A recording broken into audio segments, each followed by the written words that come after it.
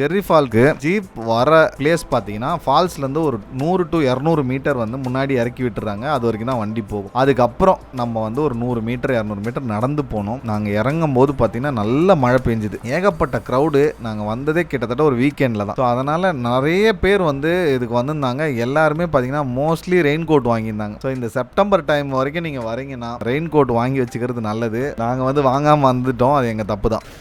கோபி, இந்த டைமில் வந்ததை பற்றி என்ன நினைக்கிறீங்க? ஓகே, நாங்கள் வந்தது வந்து ஒரு worst time to visit Chikmagalur. ஏன்னா நாங்கள் வந்தது மான்சூனில், அதுவும் வந்து ஒரு வீக்கெண்டில்.